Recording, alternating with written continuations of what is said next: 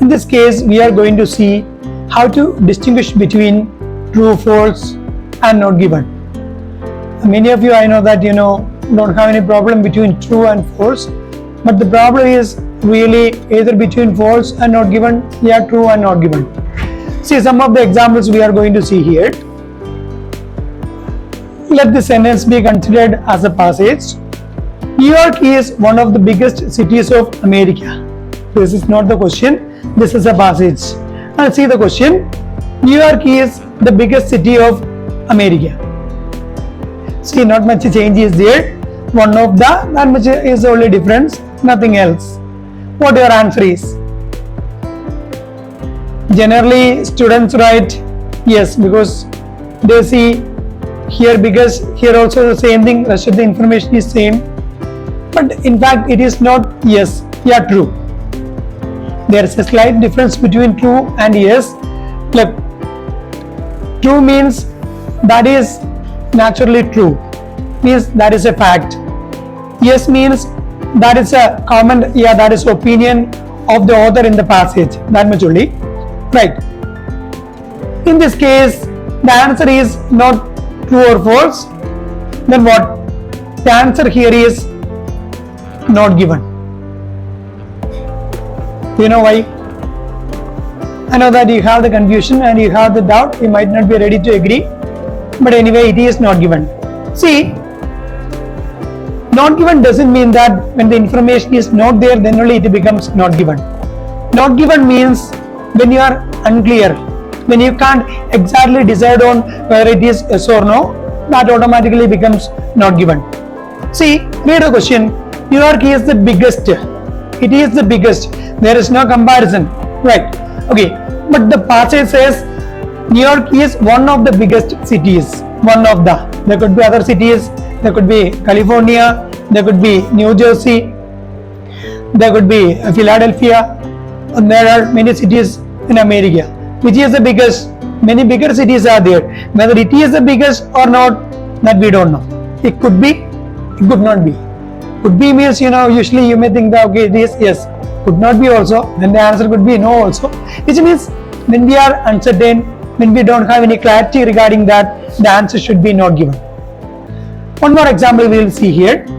Red chili was originated in South America. Right. That is a passage. It is not the question. Now read the question. Red chili is available in South America. See, ask yourself, is it available now? Is there something regarding that in the passage? No, it was originated there. Doesn't mean whether it is available now or not. There is nothing regarding that. So, just like the first one, here also the answer should be not given. Because keywords is not red chili or South America. To find the location, yes, automatically, when there is a proper noun like South America, yes, you can easily locate the area. But it doesn't mean that the answer is there. Here it's originated, but our keyword is available. Whether it is available there or not, that is a question, right? To find the location, yes, you can use the keywords like South America, red chili, these all. But the major keyword here is whether it is available now or not, right? One more. Out of 80 students, many are absent today. See, totally 80 are there, many are absent. And the question is, majority of the students are absent today. What does majority mean?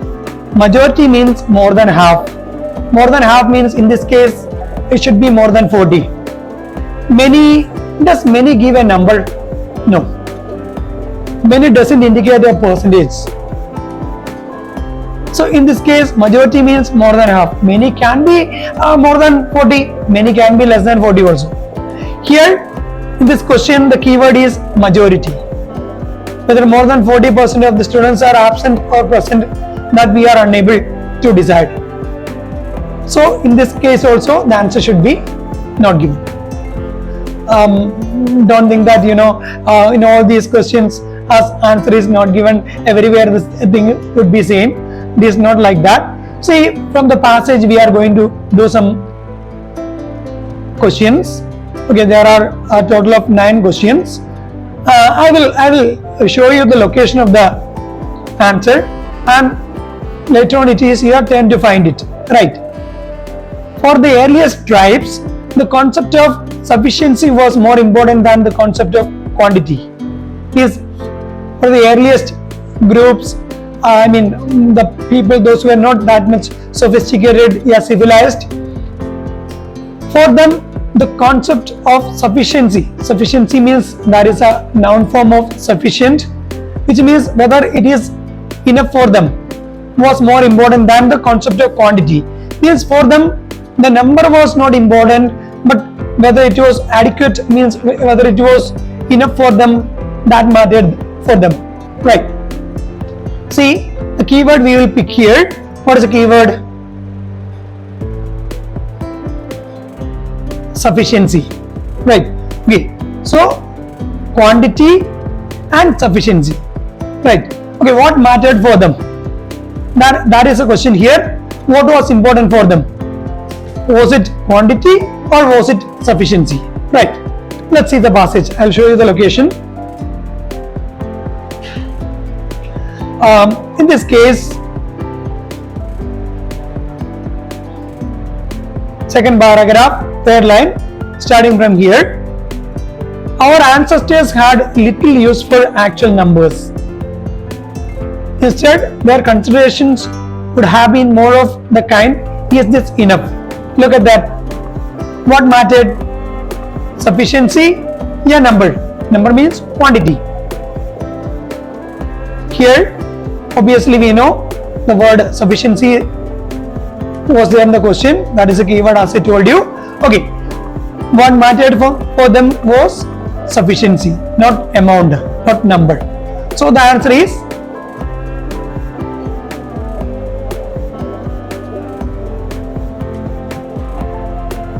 yes. Answer here is yes. Hope you understood. Because for them what mattered was not the number, not the quantity, but whether it was adequate, it was enough for them. Right. And the second question, indigenous means sort of tribes. Yes. Tasmanians used only 4 terms. 4 terms means 4 words to indicate numbers of objects. Look at the keyword here. They used only 4 terms. 1, 2, 3, 4, 5. Look, if it is 5, the answer will be no. If it is 3 also, the answer will be no. If it is 4 only, then and the answer will be yes. And when the number is unknown, how many words that they have used for indicating the numbers of object, the answer will be not given. Okay, let's see.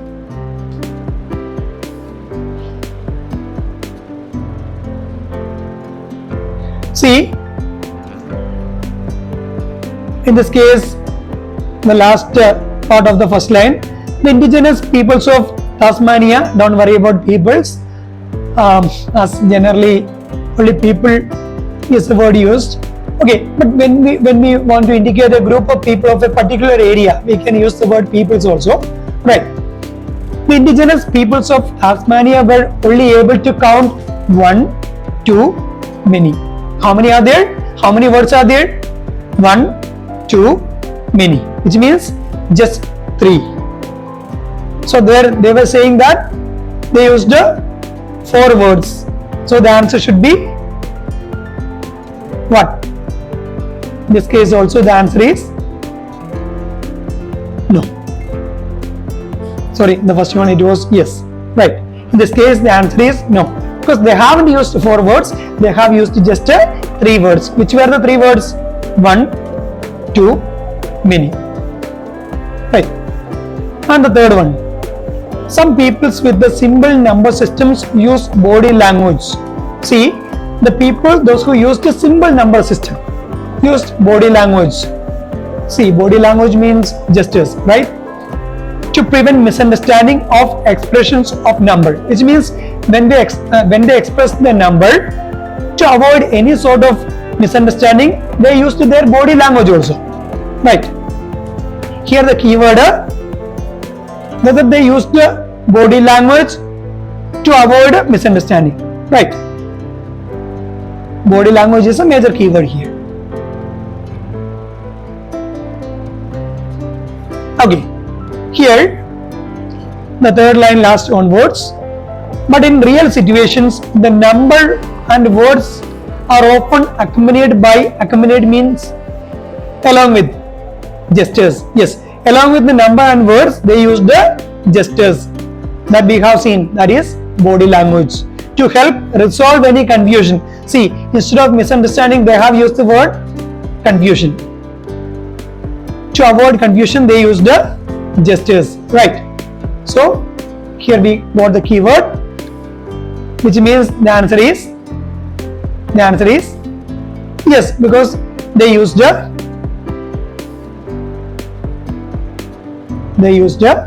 body language. Right. And the fourth one, all cultures have been able to express large numbers clearly. See the words. The first one, all. Then again there comes what? Large numbers. Okay. So first of all, we have to find large numbers, but then we have to see whether all cultures or some cultures. Right.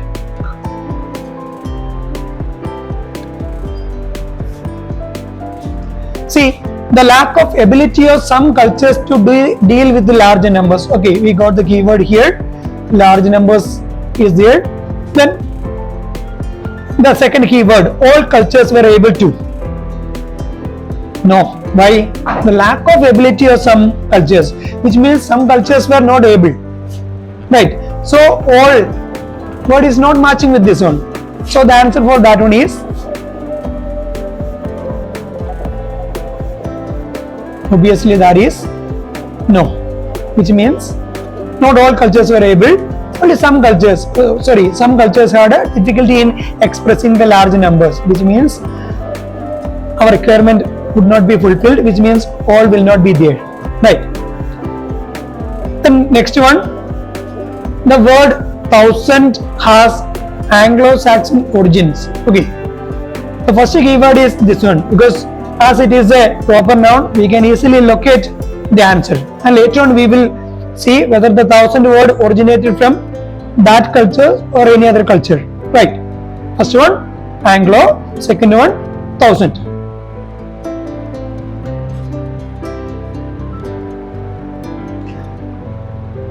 Okay, here, right, the word Anglo-Saxon language, that is there. By the 7th century, the word Tion had become interchangeable with the Tachant or Hunt of the Anglo-Saxon language, and so 100 was denoted as Hunt Tianting or 10 times 10. The average person in the 7th century. Is there anything about the word thousand? You might be thinking this way, that okay, Tachant is written. Tachant, that is a word used instead of 100 only. So for us, the second keyword, that is thousand, that word where it was originated, we don't know. So the answer for that one must be not given, right? And there comes, in general, people in 7th century Europe had poor counting ability. What is the keyword? Europe when 7th century. Then only we will see the third keyword, which is that poor counting. Right.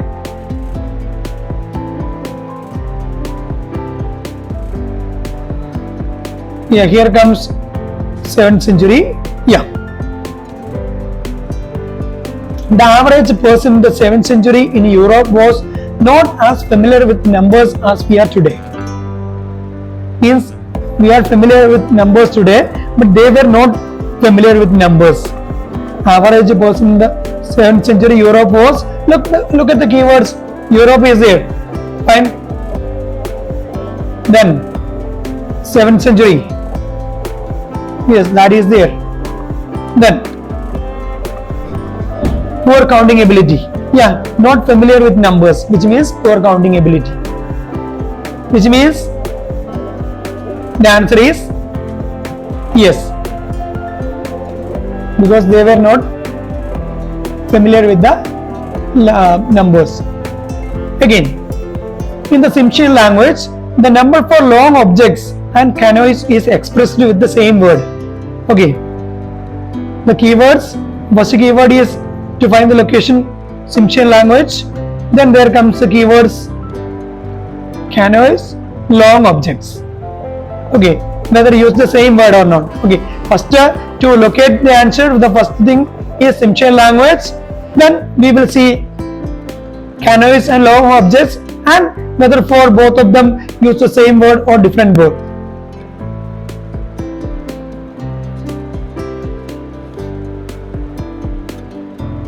Right, here comes the Simpson language. The numeration system of the Simpson language in British Columbia contains 7 distinct sets of words for numbers according to the class of item being counted. Okay, they use the 7 set of words for counting flat objects and animals. Not our purpose, because our requirement is long objects and canoes. Right. For round objects, no, that is not for us. For people, third one, that is not for us. For long objects, yes, one is there. And for canoes, yes, but the same word or different word used, different word, because altogether they have used 7 words, and for long objects and trees they used a particular set of words. That was not used for canoes. Canoes, they used a different word. So the question again, whether they used the same words for long objects and canoes? No, they have used the different words for both of them. So the answer is no.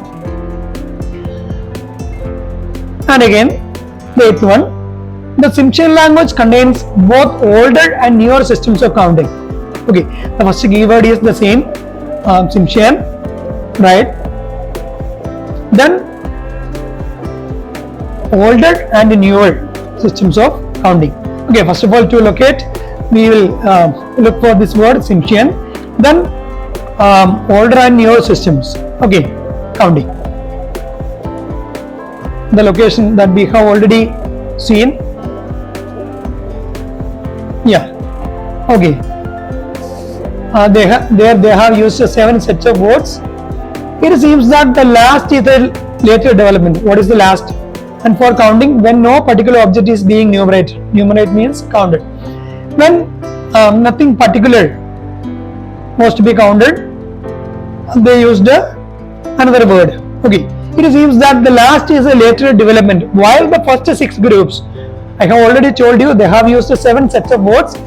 The first 6 sets of words show the relics. Relics means the remnants, means the remaining parts of an older system, and the last one is a later development, which means they used both older and newer.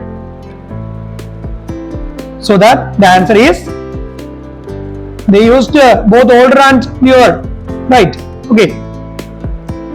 It matches with the question. They used both older and newer system. Right. And the last one. Early peoples found it easier to count by using their fingers rather than a group of pebbles. Right. Which are the keywords? Try to find the keywords. Right. Okay, here the keywords: fingers as well as pebbles. If you find these words, you can easily locate the area where the answer is, and later on you can make a comparison between these two. By using what they were able to count easily. Right. Okay, whether using the pebbles was easier or fingers. Right. Here it is, the word pebbles. Okay. Counting is not directly related to the formation of a number concept, because it is possible to count by matching the item being counted against a group of pebbles, grains of corn, or the counter's fingers. Okay. That here talk about 3 different ways of counting: using pebbles, grains of corn, or counter's fingers. we don't know which one is easier. They use all three, right? Okay, when we don't know exactly whether which one was easier, obviously the answer is not given. Okay, you might probably think this way that okay, they have stated regarding fingers and regarding pebbles, that doesn't matter. What was easier? That was not written. Okay, by reading the passage, are you clear that okay, whether using the finger or using the pebble was easier? No. When the answer is no, in this case, okay, ask a question yourself. Do you get the answer for this one? When the answer is no, obviously the answer is not given. When you don't get the answer for this one, the answer is not given. Fine.